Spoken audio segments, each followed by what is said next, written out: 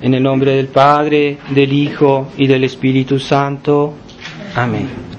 Ave María Purísima.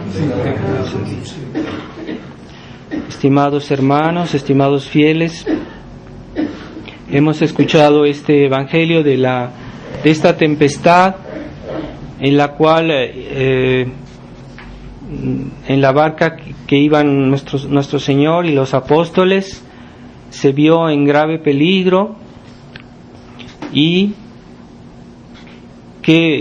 cuál era la actitud de nuestro Señor en ese momento? Pues increíble, en la tempestad él dormía, él estaba descansando, como diciendo, no os preocupéis, estoy con vosotros.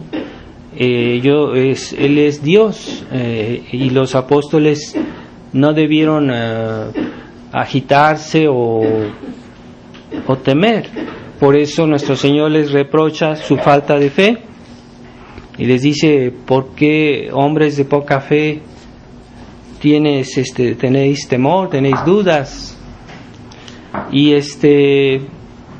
los apóstoles hicieron bien en recurrir a Él, porque sí lo necesitaban, que Él los ayudara, pero no hicieron bien en inquietarse y en dudar, tal vez en dudar o temer. Pero sí, Dios quiere que le pidamos en nuestras dificultades, debemos pedirle, debemos insistirle, pero sin angustiarnos, sin dudar, sin tener algún sentimiento de desconfianza. Y es lo que Dios nos pide también a nosotros, porque la barca de San Pedro simboliza la iglesia, y el mar y las olas simbolizan el mundo que nos rodea, que a veces está agitado, a veces está en una situación siempre cambiante, pero lo que es Dios pues siempre está estable. Por eso nuestras almas son estables si están unidas a Dios, si estamos dependientes de Él. Y un alma que está unida a Dios pues es estable, está segura de sí misma y está en paz consigo misma, y no puede vivir en la inquietud. Y así eran los santos, ¿verdad? Los santos, se dice que, por ejemplo, San Juan Bosco, se dice que era un santo que tenía una vida muy, muy, muy agitada, porque él se ocupaba de la juventud, tenía mucho que hacer,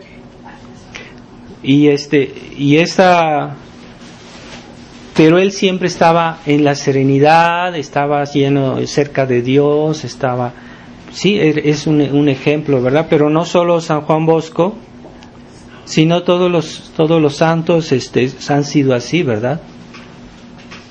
Todos los santos han sido siempre la señal de la unión a Dios es la serenidad, la paz del alma. Y todos los autores espirituales insisten en que es muy importante tener la paz interior.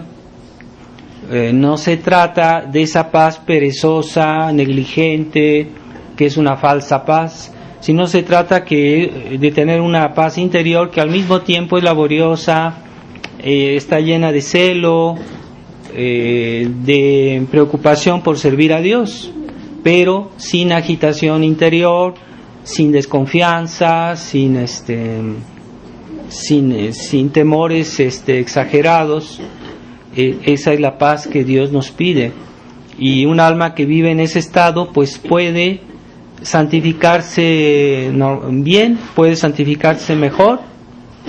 Así que ¿cuál es la señal que el demonio está merodeando por ahí, o que está agitando los espíritus? Es esa falta de paz, esa falta de serenidad, ¿verdad? Esa inquietud, es la señal de que algo no está bien. Cuando vivimos en la inquietud, quiere decir que o bien nosotros estamos mal, o hicimos algo malo, o no hacemos las cosas como Dios quiere, o que bien el demonio nos está por algún lado, nos está influenciando.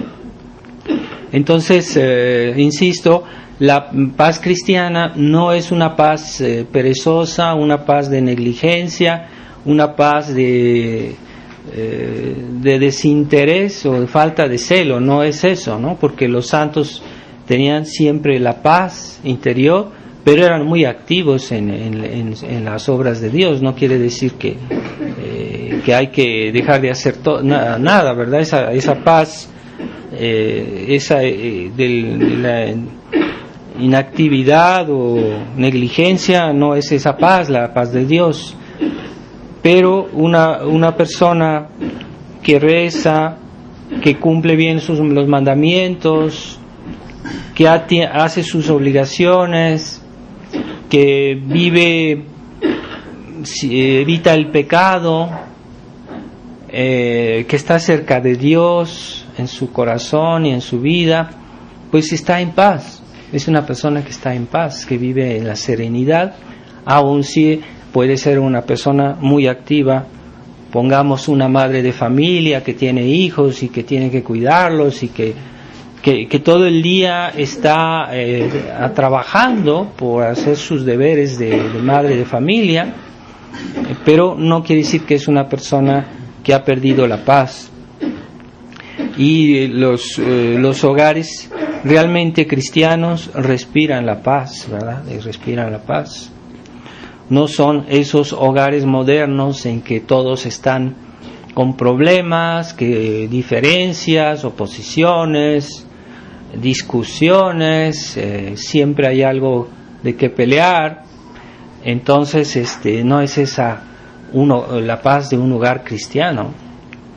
Y en la medida que los hombres se separan de la ley de Dios, entonces surgen sentimientos de oposición, de problemas, de egoísmo, y eso crea los problemas, las dificultades entre las personas. Por eso la verdadera vida cristiana trae la armonía.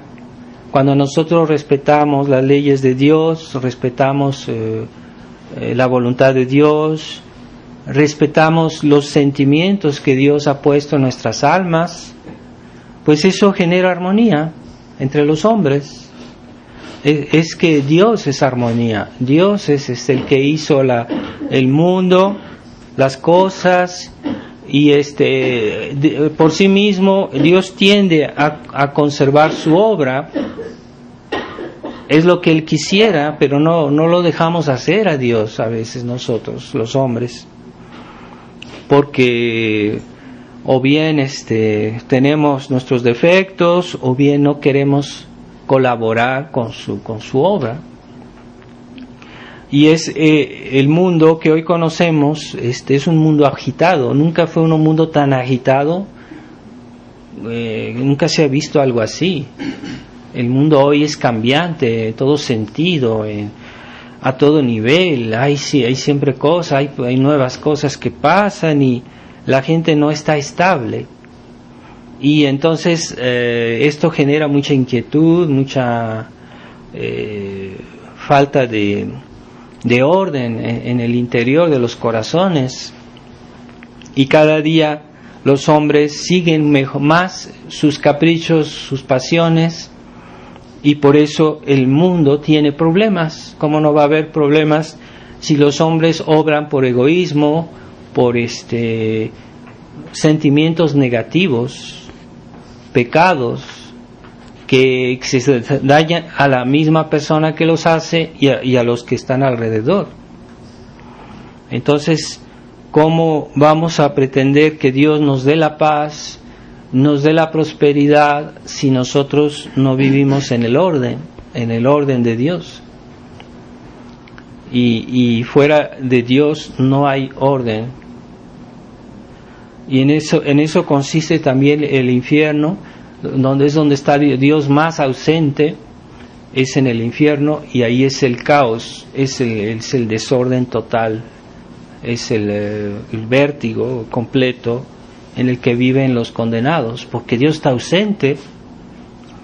Pero donde Dios está presente, pues se siente la paz, se siente el orden, se siente la serenidad y la felicidad, la verdadera felicidad. Dios nos conceda aspirar a eso y poner los medios, ¿verdad? Los medios para aspirar a eso. Y si vivimos como la Iglesia vive en un mundo agitado, ciertamente tenemos que sufrir alguna persecución, alguna dificultad, alguna prueba que Dios permite, pero nunca dejemos que esa tempestad exterior a nosotros invada nuestro corazón. Y eso es muy importante, guardar la serenidad interior, aun si Dios nos envía pruebas muy grandes. Por eso Jesús le reprocha a los apóstoles: ¿por qué habéis dudado, hombres de poca fe? Diciendo, ¿no? Aun si hay una tempestad, permaneced en la serenidad, de la fe, de la confianza, de la esperanza, de la caridad. No os agitéis, no comencéis a hacer cosas que denotan falta de confianza, que denotan, y cuando uno está en ese estado comete errores, pierde. A veces las personas que tienen pruebas se desesperan, dicen cosas que no están bien o hacen cosas que no están bien porque se desesperan, porque no tienen esa serenidad que es necesaria para obrar bien y para guardar la lucidez del espíritu.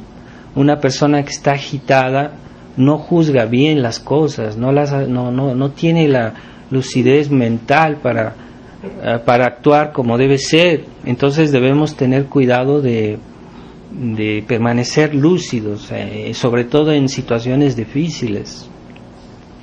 Y cada día vemos que hay situaciones más difíciles en este mundo y debemos guardar una vida interior. Así que no es esa paz de no hacer nada, es la paz de la unión con Dios, y es una llave una clave de tener esta paz, la vida de oración. Ciertamente la vida moral, evitar el pecado, portarse bien, cumplir sus deberes, eso es un aspecto, pero hay el otro aspecto que es estar cerca de Dios, porque ahí donde Dios está hay la paz, ¿verdad? Es que cuando estamos delante del Santísimo Sacramento, cuando está, por ejemplo, a veces está expuesto al Santísimo Sacramento, hay una paz que se siente porque Jesús está ahí. Cuando está ahí donde está la hostia, se siente que hay serenidad. El hecho de estar en una capilla, en un lugar santo, porque hay una presencia de Dios. Hay la presencia de Dios que nos inspira la paz, porque Dios es la paz. Y cómo vamos a acercarnos a Dios, por ejemplo, hoy que estamos en esta crisis tremenda de la Iglesia, que no podemos tener la misa fácilmente, que tenemos dificultad a tener un lugar de culto donde podamos poner al Santísimo para que vengamos a adorarlo, a platicar con Jesús. Es una gracia muy grande tener la presencia real de nuestro Señor. Pero si no podemos tener eso siempre, podemos por lo menos rezar. Y ahí donde una persona reza, Dios se hace presente, porque como nos enseña la teología de la Iglesia, un acto de fe donde hay la fe, Dios está presente. En el acto de fe Dios está presente, Dios se hace presente. En un alma que está en estado de gracia, Dios está presente. En una persona que hace un acto de esperanza, es algo que es una virtud que está ordenada directamente a Dios. sin intermediarios. Entonces ahí Dios está presente en un alma que tiene la esperanza. No es un sentimiento vano tener la esperanza en Dios. Y ahí donde está una persona que tiene la caridad, Dios también está presente. Pero la caridad cristiana, no la caridad modernista o la caridad de la cual hoy se habla en el mundo, que no saben ni qué es la verdadera caridad, es otra cosa. La caridad cristiana está inspirada en la fe, y está fundada en la gracia, y realmente no es una caridad que está favoreciendo o que es cómplice con el error, con la herejía, con los sentimientos de pecado.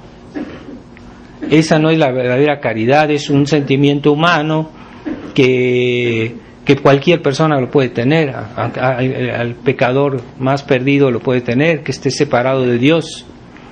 Pero la caridad cristiana está unida a la gracia, y ahí está Dios, ¿verdad? Entonces una persona puede estar en gracia de Dios, pero ella necesita hacer actos de fe, esperanza y caridad para que ella esté más, como más consciente de esa presencia de Dios, y Dios la favorece, la fortalece, y esa presencia de Dios se hace más perceptible en una persona que reza.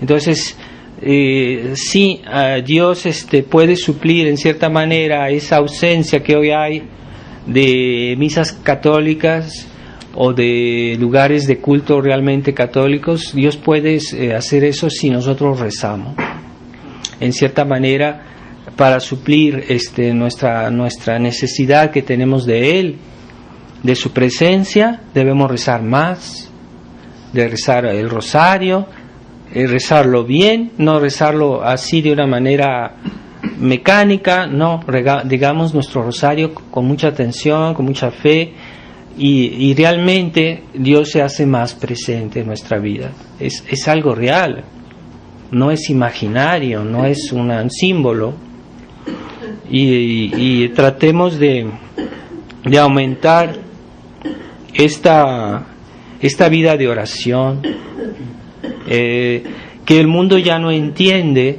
Por ejemplo, yo una vez estaba en Roma y estaba rezando delante de la tumba de un santo, de San Pío X, y llegó una persona que se quedó casi escandalizada, diciendo: ¿qué está haciendo usted ahí? Sí, así como diciendo, usted está perdiendo el tiempo.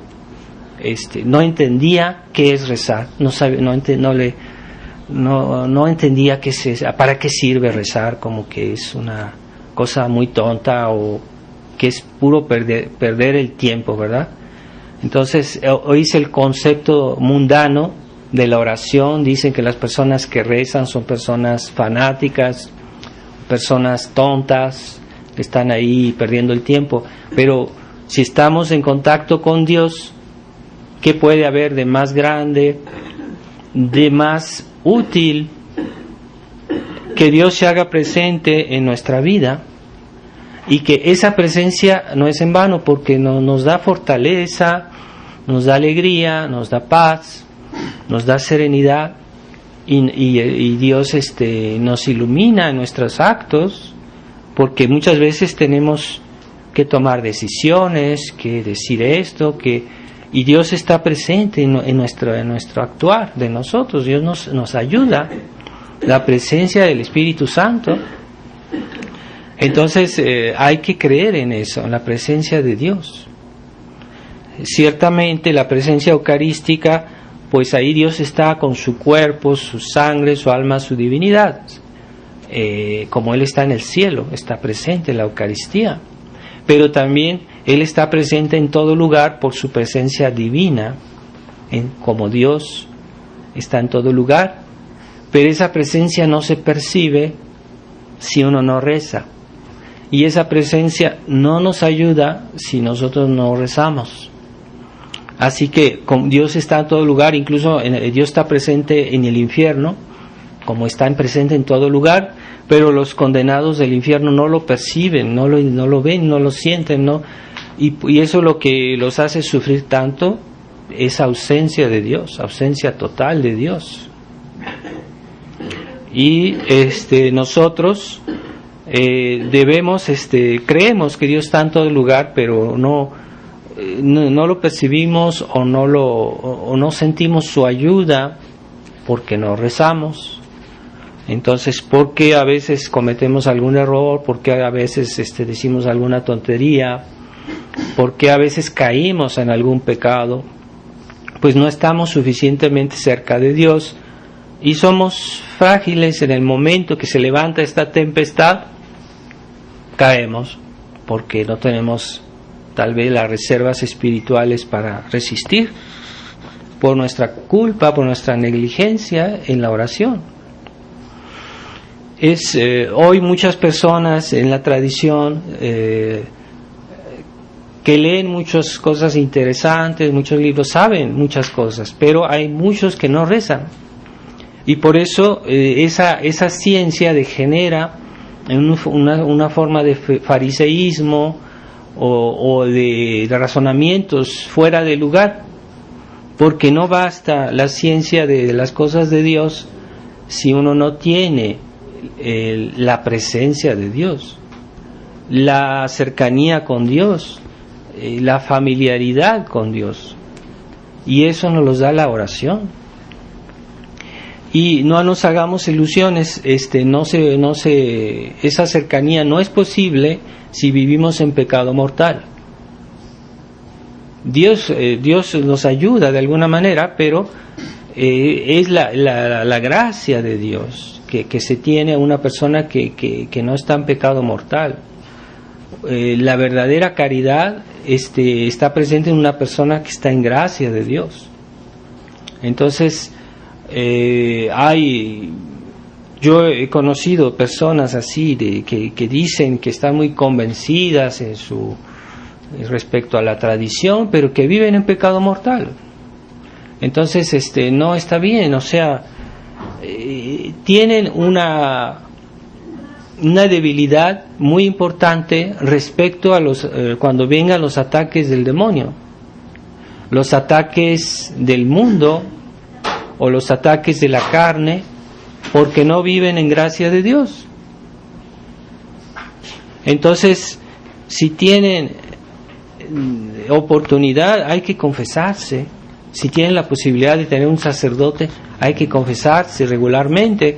Yo no digo todo el tiempo, pero por lo menos una vez cada mes o cada 2 meses hay que confesarse y vivir en estado de gracia, porque el estado de gracia es lo que permite rezar bien. Entonces tratemos de yo les animo a confesarse, porque yo veo que muchas personas no se confiesan prácticamente. Entonces dígame cuando ustedes necesitan confesarse, me lo digan. Pero a veces hay negligencia, yo siento que hay negligencia en las confesiones. Entonces no basta, está bien asistir a misa, está bien de hacer obras buenas, pero ante todo hay que vivir en estado de gracia. Y también otro defecto que puede haber es que a veces hay personas que podrían acercarse a la comunión, pero por escrúpulos o por cosas que no son pecado grave, se privan de la comunión. Y entonces eso también está mal, porque el demonio sabe que una persona que no comulga pierde mucha fortaleza, pierde muchos méritos, pierde muchas gracias, y la hace creer que porque hay un pecado venial es mejor que no se confiese, que no comulgue, porque mejor tengo que confesarme primero. Entonces les hace creer que son indignos, pero todos somos indignos de comulgar, todos hasta los más grandes santos eran indignos de comulgar. ¿Quién es digno de comulgar? Nadie. Entonces, lo que Dios nos pide, lo que la Iglesia nos pide, es lo que hay que respetar, hay que obedecer. Si no tenemos pecado mortal, hay que comulgar. Y pues sí, pero hice muchos pecaditos por aquí y por allá, pero si no hay ninguno mortal, pues hay que decir bien el confiteor en la misa, arrepentirse bien, pedir perdón, y es suficiente para que se nos perdonen los pecados veniales y comulguemos, ¿verdad? Entonces, por un lado, se puede caer en una especie de exceso de querer ser demasiado exigentes y para poder comulgar, y eso también no es el espíritu de la Iglesia. Y San Pío X, hablando de eso, él decía que es una forma de jansenismo, es una herejía que consistía en ser demasiado exigente en la vida espiritual y poner a las personas en situaciones muy duras, muy difíciles, porque eran demasiado exigentes. Entonces a los niños los hacían esperar hasta los 13 años para que hicieran su primera comunión o más. Y San Pío X decía, no, que los niños comulguen apenas tienen el uso de la razón, porque necesitan la comunión, necesitan la fortaleza que viene de la Santísima Eucaristía. Y ciertamente pues hay que respetar esas necesidades básicas, esas disposiciones elementales que la Iglesia nos pide, aunque realmente no somos dignos de comulgar. Pero la comunión no es una recompensa porque somos buenos. La comunión es una medicina, y una medicina está hecha para los que son enfermos. Entonces se supone que es para los pecadores, justamente. Necesitamos de la comunión porque somos pecadores y porque es una medicina, pero no porque somos dignos, sino nunca vamos a comulgar. Y esa mentalidad es de origen jansenista.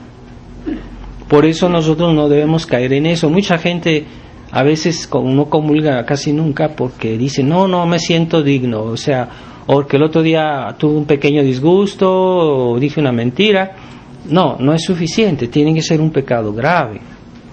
O bien porque una persona no pudo hacer su ayuno eucarístico, bueno, es otra razón, puede ser, ¿verdad? Que una persona por distracción comió una galleta o algo y ya se le olvidó que iba a comulgar, entonces no pudo comulgar. Bueno, pues eso es un error, ¿verdad? Es una distracción.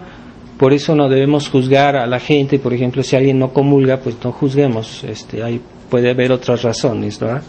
Pero nosotros mismos juzguémonos a nosotros y tratemos de acercarnos a nuestro Señor. Y ciertamente la Eucaristía es el medio más excelente. Pero si no tenemos la misa o no tenemos la oportunidad de comulgar, tratemos de rezar. No solo rezar, no es lo mismo que tener vida de oración. Vida de oración es tener esa familiaridad con Dios que nos procura el rezar bien. Entonces esa vida de oración es lo que hay que buscar, ¿verdad? Porque hay personas que rezan de una manera muy mecánica, o hay niños, por ejemplo, que sus papás les dicen hay que rezar y lo hacen por pura obligación para que no los regañen. Pero lo que hay que hacer es que los niños aprendan a rezar con devoción, y es lo que le hace provecho. Porque una oración sin devoción no aprovecha, si no lo hace uno con una atención, con cuidado. Y si es realmente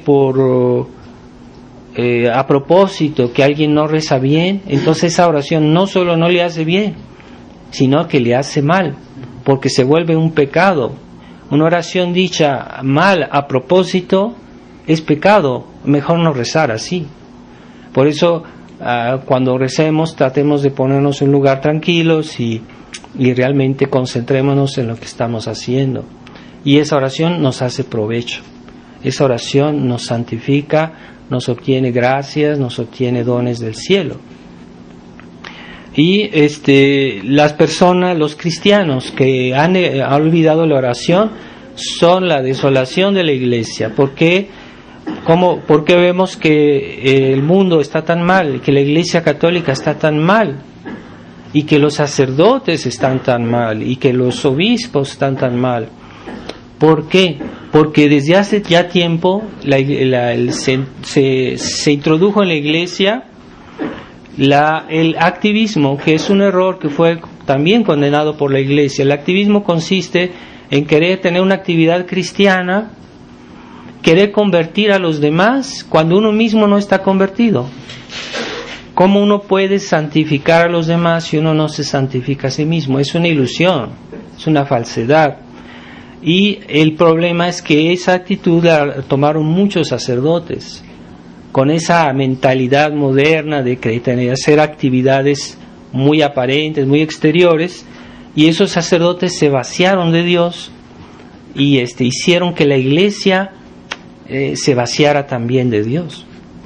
Y hay sacerdotes modernistas que son capaces de organizar grandes reuniones en la cual Dios no está presente, porque no es una actitud realmente de fe, no es una actitud realmente de amor a Dios, auténtico, y eso ha debilitado muchísimo a la iglesia. La iglesia es ante todo santidad, no es una cuestión de número, pero esa santidad es Dios. En la medida que nosotros nos acercamos a Dios, somos santos. En la medida que en la iglesia Dios está presente, pues la iglesia se manifiesta más claramente la santidad de la iglesia. ¿Y por qué hoy se habla de crisis de la iglesia? Es porque los ministros de Dios han abandonado primero la vida de oración y después también sus convicciones, porque sin oración uno se debilita y uno comienza a hacer y decir cosas que no corresponden a nuestra vida cristiana, y es lo que realmente está destruyendo a la iglesia, la falta de oración. Y Nuestra Señora nos decía en Fátima: digan el rosario, porque está ahí la clave de la solución a muchos problemas. Hay que rezar, hay que estar cerca de Dios, y el rosario es una oración simple, fácil de decir, pero al mismo tiempo muy llena de significado, y es muy agradable a Dios esta oración, más que todas. Después de la Santa Misa, pues es el rosario. Entonces no hay que decir: yo no voy a decir el rosario porque estoy diciendo otra devoción, otras oraciones, y no tengo tiempo de decir el rosario. No, hay que asegurar el rosario, y si hay tiempo, hacer otra devoción, muy bien, pero nunca decir: no voy a decir el rosario porque tengo otra cosa. No, eso es no es lo que Dios quiere, lo que Dios desea para nosotros, ni que lo que la Virgen nos vino a pedir en Fátima. Y entonces esa falta de interioridad está destruyendo la iglesia. Y también en la misma tradición, yo sé que muchos tradicionalistas no dicen su rosario, pero eso sí, para platicar, para criticar, para hablar mal de fulanito y hablar de lo que está pasando, sí, eso sí, tienen mucho tiempo, pero nunca no encuentran el tiempo de rezar, de hacer su rosario, de vivir su vida cristiana. Eso es lo que realmente hace bien, porque es la presencia de Dios que hace que la iglesia se extienda, prospere, ¿no? Y si no, vivimos en la ilusión. Y pues sí, pidámosle a Dios que nos ilumine, que ilumine a todos los que luchan por la verdadera fe. Algunos lo hacen bien, a veces, y otros lo hacen tal vez con algún exceso, sea por defecto o sea por exceso, por el exceso opuesto. Y en los dos casos eso denota falta de de fe o de falta de interioridad, falta de oración, falta de conformidad al espíritu de la Iglesia, al verdadero espíritu. Entonces vemos hoy como la fraternidad San Pío X cómo se sigue degradando, y yo pues de vez en cuando escucho noticias, novedades de lo que pasa hoy en la fraternidad, y es muy triste ver cómo cada vez esa fe tan fuerte que Monsignor Lefebvre le había transmitido a la fraternidad San Pío X, ya no está tan viva esa fe. Ya es son muchos sacerdotes mundanos que no sé, buscan otra cosa, no es tanto la interioridad, buscan los hechos exteriores, las apariencias, y como que si en eso consistiera lo esencial. Y perdiendo la vida de oración, pues ya están perdiendo las convicciones de la fe, de la tradición. Gradualmente, porque el demonio es muy astuto, él hace caer un alma a veces muy despacito, a veces puede llevar años, pero no se nota. Pero el demonio es muy, muy astuto. Pero contra lo que el demonio no puede es contra un alma que reza con humildad y que está cerca de Dios y que actúa con entereza, pero con humildad. Ese espíritu pues es el espíritu de Cristo, y el espíritu que encontraremos en una vida de oración auténtica. Vamos a pedirle al corazón inmaculado de María que nos ilumine, que nos dé sus sentimientos y que nos inspire su actitud, que nos haga vivir aquello que ella quisiera que nosotros hagamos o que pensemos. Hay que pedirle a su corazón inmaculado que nos ayude a vivir conforme a lo que ella quisiera que nosotros quisiéramos. Ave María Purísima, en nombre del Padre y del Hijo y del Espíritu Santo. Amén.